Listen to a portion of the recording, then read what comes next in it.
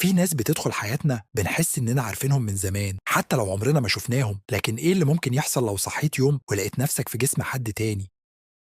فيلمنا النهارده بيبدأ ببنت اسمها ميتسوها عايشة في قرية ريفية، بتصحى من النوم وبتبص على أوضتها وبتحس إن في حاجة متغيرة، وبتروح بعدها تفطر مع أختها وجدتها وهما بيقولوا لها أنت النهارده أحسن من امبارح بكتير، أنت امبارح كنت بتعملي تصرفات غريبة، بس هي مش بتكون فاكرة حاجة خالص، وبتقوم تجهز نفسها عشان تروح المدرسة، ولما بتقابل أصحابها بيسألوها على اللي حصل امبارح، بيقولوا لها ده احنا خفنا لتكوني اتجننتي. ولما بتوصل للمدرسة وبتبدأ الحصة بتفتح الكراسة بتاعتها وبتلاقي فيها جملة غريبة مكتوبة ومش بتبقى عارفة مين اللي كاتبها، والجملة بتكون انت مين. وبعد ما بينتهي اليوم الدراسي بترجع متسوها لبيتها وبتساعد جدتها، وبعدين بتطلع تعمل الطقوس بتاعتها على شكل رقص. وتاني يوم وهي قاعدة مع أصحابها بتقول لهم إنها زهقت من حياتها المملة وعايزة تبقى ولد عايش في طوكيو. وفجأة بيحصل حاجة غريبة، بيظهر نيزك في السماء وكل حاجة بتتغير. بتصحى تاني يوم بتلاقي نفسها في جسم ولد، والولد اللي أخدت الجسم اسمه تاكي وعايش في طوكيو، وبتحاول تتأقلم وبتقول لنفسها يمكن ده حلم، وبتنزل عشان تروح المدرسة. ولما بتقابل صحابها في المدرسة بيبقوا شايفين إن تاكي بيتصرف بغرابة